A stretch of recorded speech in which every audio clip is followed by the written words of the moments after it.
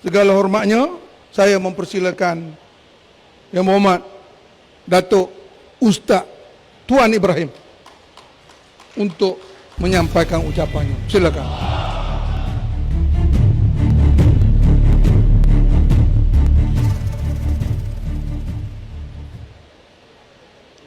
A'udzubillahi as-sami'il 'alim minasyaitonir rajim. Bismillahirrahmanirrahim. Nahmadallahu ta'ala wa nashkuruh wa nusalli wa nusallim ala habibina al-mustafa wa aluh. Asyhadu an la ilaha illallah wahdahu la syarika lah wa asyhadu anna sayyidina Muhammadan abduhu wa rasuluh. Dihormati Al-Fadhil pengurusi majlis,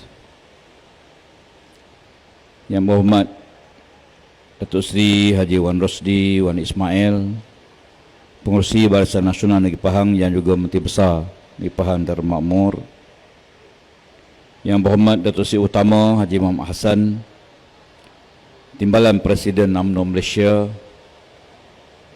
juga pengerusi bersama Jawatankuasa Muafakat Nasional, Yang Berhormat Datuk Seri Haji Muhammad Najib bin Tun Razak, Pengerusi Barisan Nasional Pekan yang juga pengerusi Tengkuasa Disiplin Barisan Nasional, yang saya hormati Yang Berhormat Datuk Seri Panglima Haji Anwar bin Musa, Setiausaha Agung Barisan Nasional Malaysia, Yang Berhormat Datuk Seri Ahmad Maslan, Setiausaha Agung UMNO Malaysia, Yang bahagia Datuk Asraf Wajdi, Ketua Pemuda UMNO, Yang bahagia Air Haji Khairin Nizam, Ketua Pemuda PAS, seluruh sah kepimpinan, pengerusi dan seluruh kepimpinan PAS dan UMNO, hadirin hadirat yang dapat bersama pada malam yang mulia ini. Tahiyatan wassalamualaikum, Assalamualaikum warahmatullahi wabarakatuh dan selamat malam.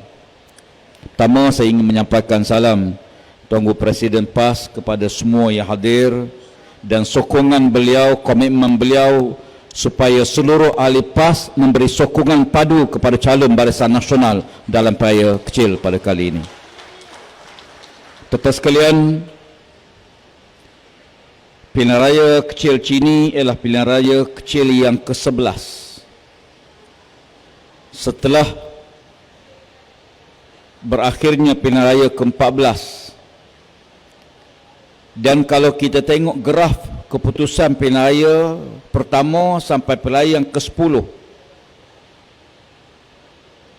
momentum pada keputusan awal pilihan raya kecil sebahagiannya menyebelahi Pakatan Harapan. Dalam pilihan raya Sungai Kandis sebagai contoh, PS mendapat 15,000 undi berbanding calon BN 9,500 lebih undi.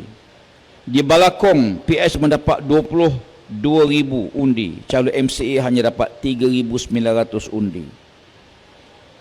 Seri Setia, Pakatan Harapan pada waktu itu mendapat 13,000 lebih undi. PAS dapat 9,000 lebih. Port Dickson, PS mendapat 31,000 dan PAS, calon PAS dapat 7,000.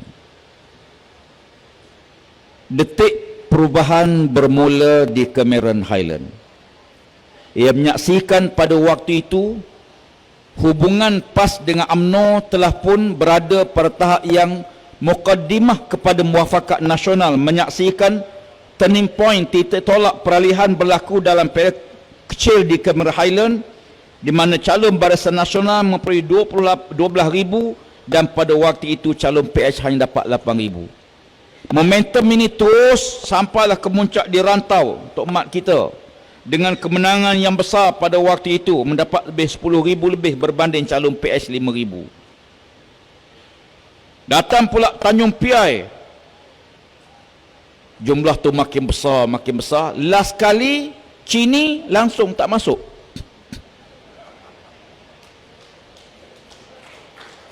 Ya. Kalau dia ada bidalan orang tua-tua ya. Dia nak tunjuk hero ni kadang-kadang geretak tu lebih ya. Dia bergaduh dua orang, lo berani mari singsing lengan baju, kawan tu mari, lo berani tak bertumbuk juga ya. Kita tengok tuan-tuan sekalian, Pahang ini menjadi model peralihan di peringkat pelaya kecil ke Cameron Highland. Momentum itu hampir sama, bahkan untuk makluman rakan-rakan daripada Barisan Khusus daripada UMNO, di Cameron Highland calon PAS Cikgu Wan Mahathir ada pun malam ni. Beliau bertanding dalam pelaya letak jawatan sebagai guru. Letak jawatan sebagai guru tanpa pencen, tanpa dapat sebarang apa-apa pun. Bertanding calon PAS lawan calon Barisan Nasional pada waktu itu. Tetapi dalam pelaya kecil di Cameron Highland, Cikgu Mahathir di antara orang yang ke depan menyokong calon Barisan Nasional memastikan calon BM menang besar dalam pelaya kecil di Cameron Highland. Kali ini kita lihat Al-Fadhil Ustaz Fadhil. Ni dua kali Fadhil tuan-tuan. Ya. Calon PAS bertanding berapa kali dalam di Don Chini. Kali ini beliau memberi laluan, menyokong penuh, bekerja keras membantu kemenangan calon Barisan Nasional di sini. Ini saya nak sebut bagaimana muafakat ini bukan saja di luar, dah masuk ke tulang som-som, dah masuk dalam jiwa raga kita, dalam muafakat yang sangat hebat, yang kita menyaksikan bagaimana ribuan yang menangis waktu kita menandatangani piagam muafakat nasional di PWTC. Tuan-tuan sekalian,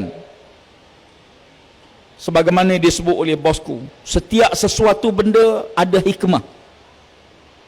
Yang kadang-kadang ada hikmah yang kita boleh tahu segera, ada hikmah yang kadang-kadang berapa tahun baru kita tahu, bahkan ada hikmah sesuatu yang di akhirat baru Allah beritahu.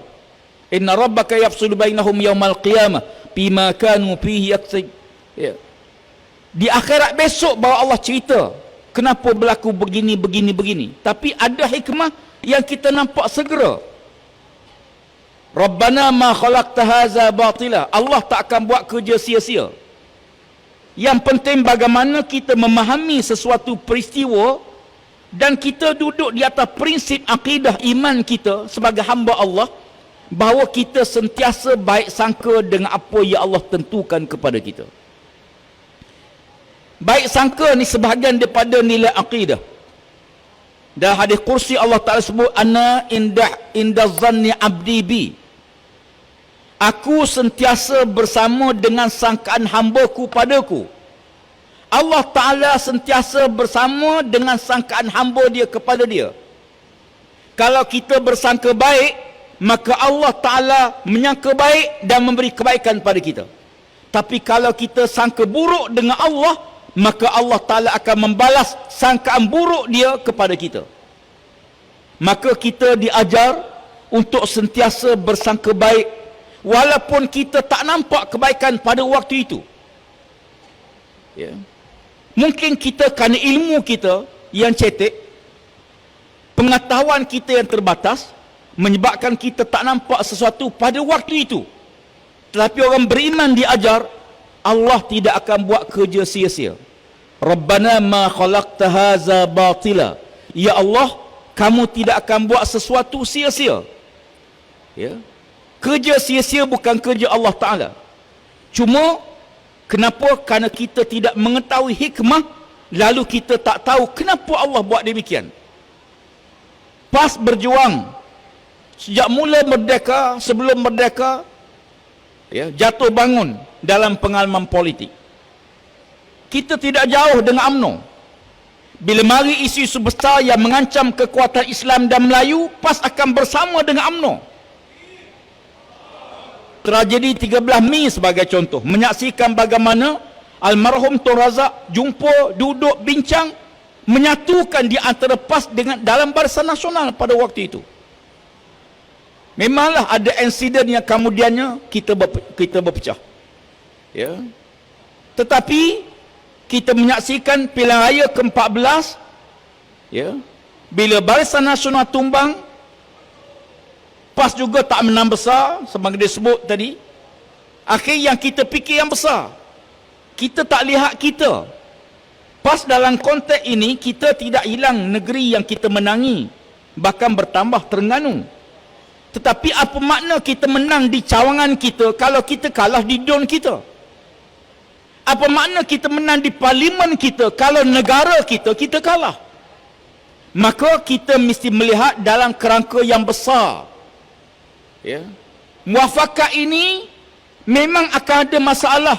Semua ada masalah. Tak ada dunia tempat bermasalah, akhirat tempat tak ada masalah. Ya.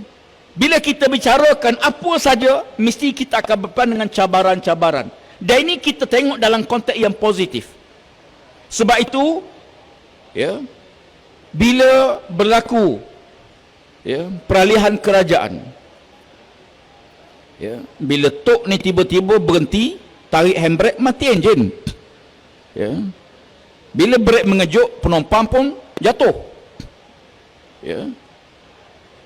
Berlaku pertukaran kerajaan dalam keadaan yang kita tak jangka. Saya dengan Tok Mat ni bincang planning kita untuk hadapi persiapan Pilihan ke-15. Rupanya Tuhan bagi 14,5, Tuhan bagi dah. Ya. Tak sempat 15. Qulillahumma malikal mulki tu'til mulka man tasha. Katakanlah ya Muhammad, di tangan Allah lah kerajaan, kekuasaan, dan Allah bagi kepada siapa yang Allah kehendaki. Tuan-tuan sekalian, terbentuk kerajaan Perikatan Nasional. Bila mana PBBM keluar daripada Pakatan Harapan. PAS, UMNO, kita duduk, kita bincang. Alhamdulillah, kita buat keputusan, apapun pengalaman pilihan 14, cukuplah mengajar PAS dan UMNO dan orang Melayu, jangan berpecah, nanti kita hilang kekuasaan di bumi kita. Ya.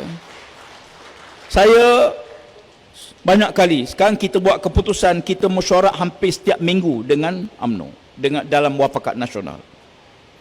Ya. Rupanya bila kita selalu jumpa ni, dia cinta lain macam. Ya.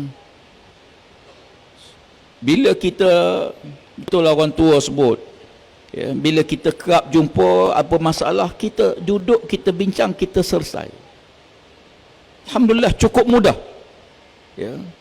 Saya dengan Tok Mat ni duduk bincang cukup mudah.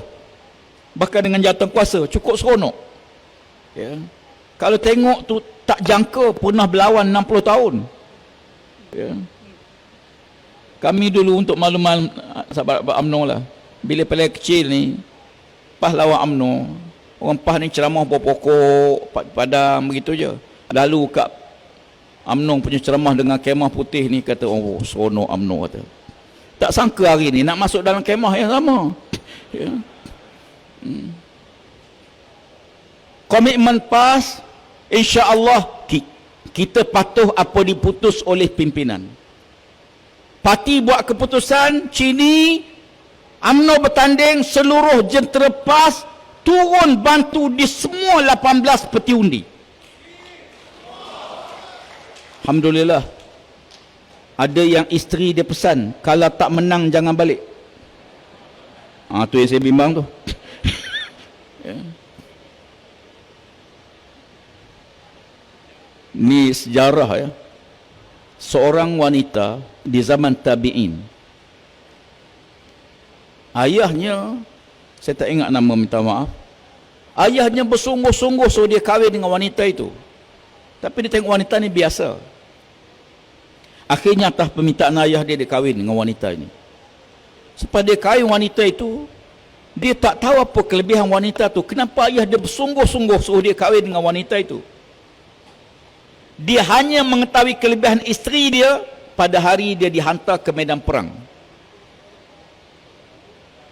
Isteri dia pesan pada dia, jangan balik kalau tak menang. Dia keluar berperang pada waktu itu. Berapa lama dia perang? 25 tahun. 25 tahun. Sewaktu dia meninggalkan Madinah, isteri sedang mengandung.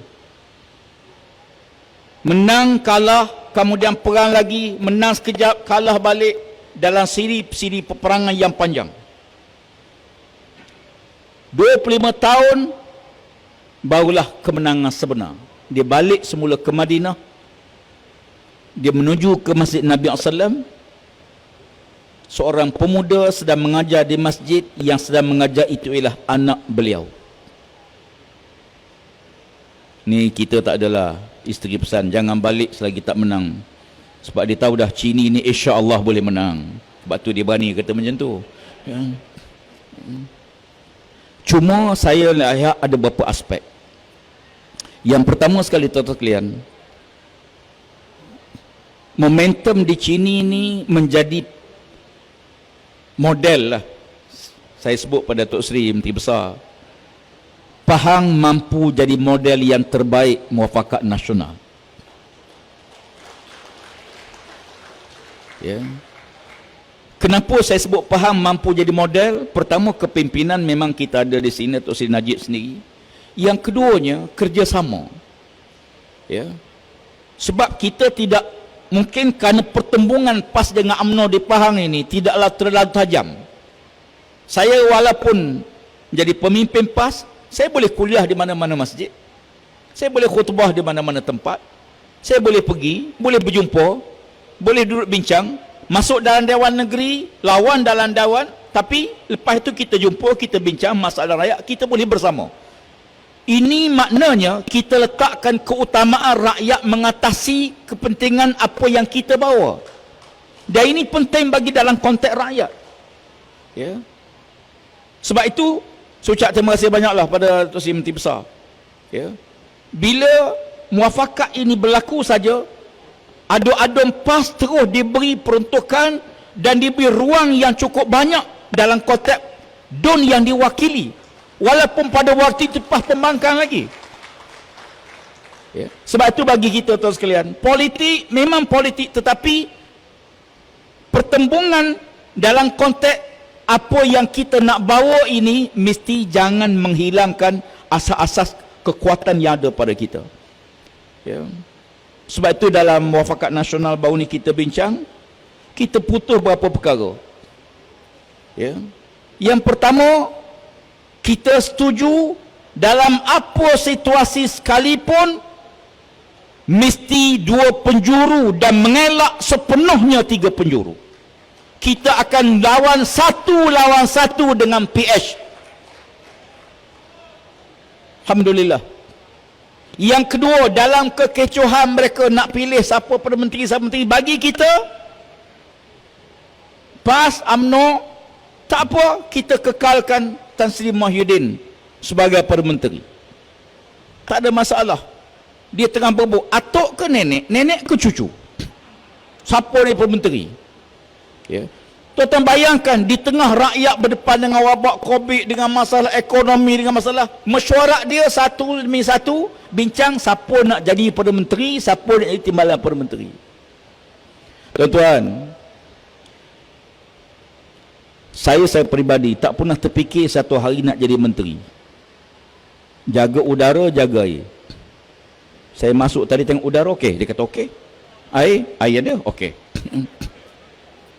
Cini ni kebetulan, alhamdulillah, Datuk Seri pun sebut, kita ada projek besar tentang ORS bagi membekalkan air. Sekarang kaedah kita, ya, selain daripada kaedah yang lama kita buat empangan dan sebagainya, itu untuk hidro pertanian, kita laksanakan satu projek dipanggil Off River Storage, di mana kita sediakan suatu takungan air di Kuala, ya, bukan lagi di hulu, ya, ataupun di tengah-tengah sungai, yang kita gunakan takungan itu. Pertama, dia boleh menjadi stok simpanan air bagi kawasan tersebut, ya, dan kos rawatan lebih murah, lebih jimat kerana air itu dah mendap, ya. Yang kedua, kos prosesnya pun lebih mudah.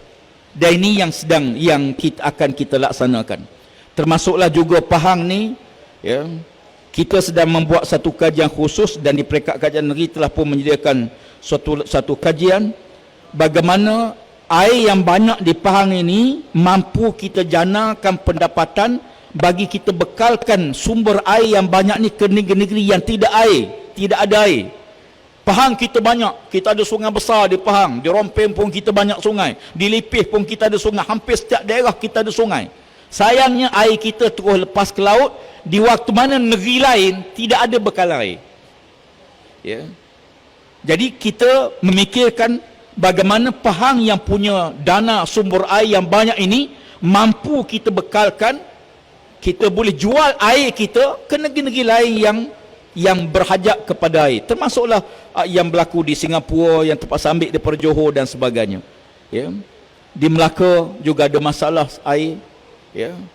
Jadi kita lihat ruang ini ada, dan saya kebetulan baru ni Datuk Seri Menteri Besar, ya, bersama dengan rombongan Exco, ya, kami datang duduk berbincang bersama untuk merangka, ya, strategi bagaimana untuk menyelesaikan masalah, ya, masalah air, ya, masalah pemotongan, dan membuat satu kajian khusus berhubung dengan pembiayaan air yang berlaku di antara Pahang dengan Selangor. Ya, tuan-tuan sekalian, air sumber hidup. Ya, wa ja'alna minal ma'i likulli syai'in hayya, kata Allah Taala, dan kami jadikan air ini bagi segala sumber kehidupan. Jadi ini kita duduk.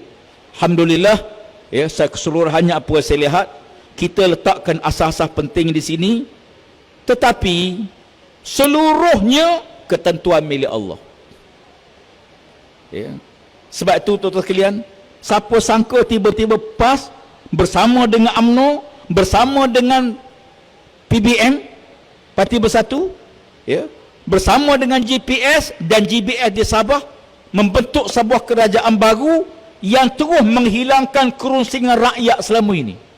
Dulu di zaman PH, tiap-tiap hari kita duk risau, ni nak jual apa lagi ni, ya, apa lagi institusi Islam yang akan bermasalah satu demi satu, ya, kenyataan-kenyataan yang saling bercanggah satu sama lain, ya. Tiba-tiba bila kita bertukar saja kerajaan, suasana tu hilang. Alhamdulillah, ketenangan, kedamaian kita rasai semua, ya. Sebab tu tanyalah siapa-siapa pun, ya, apa yang kita alami hari ini, kerajaannya dari ini ialah kerajaan yang memang sangat dinanti-nanti oleh rakyat. Bayangkan 22 bulan bagaimana kerosakan yang berlaku. Si baik Tuhan tak bagi sampai habis penggal, PH mengentah, ya. Kalau habis penggal, tak tahu apa banyak mana lagi harta negara kita akan musnah, ya. Mudah-mudahan kita harapkan kekuatan yang ada himpunan kita di sini ini insya-Allah menjadi suatu ledakan kebangkitan, ya. Sebab ini kali pertama pilihan kecil dalam kerajaan Perikatan Nasional. PAS dengan UMNO dalam Perikatan Nasional tak ada masalah dah, ya. Kemudian kita bergabung pula menjadi sebuah kerajaan dalam Perikatan Nasional, ya. Jadi kali ini kita harapkan ni pilihan kecil pertama dalam kerajaan yang kita dokongi bersama. Saya bagi mohon dan minta supaya komitmen saya sebagai pimpinan PAS kepada seluruh ahli-ahli PAS, para pengundi PAS, para penyokong PAS, pastikan semua balik mengundi pada 4 bulan, dan pastikan seluruh pengundi-pengundi PAS memberi sokongan kepada calon Barisan Nasional yang kita angkatkan pada kali ini. Saya ucap terima kasih pada petugas-petugas yang datang daripada jauh. Ada beberapa hari yang tinggal, ada yang tinggal suami, ada yang tinggal isteri, ada dua mari, ya. Saya tanya tadi kawan saya, mari seorang ke dua orang, dia kata mula-mula seorang, isteri tak apa agak, mari juga ikut dua bekerja, alhamdulillah, ya. Jadi saya ingat terima kasih banyak pada petugas-petugas parti yang telah pun datang, dan insya-Allah komitmen PAS, insya-Allah kita harapkan kali ini kita akan terjemahkan kemenangan besar Barisan Nasional mewakili Muafakat Nasional dalam pilihan kecil di sini pada kali ini. InsyaAllah, mudah-mudahan Allah permudahkan urusan kita. Sekian. Assalamualaikum warahmatullahi wabarakatuh. Takbir.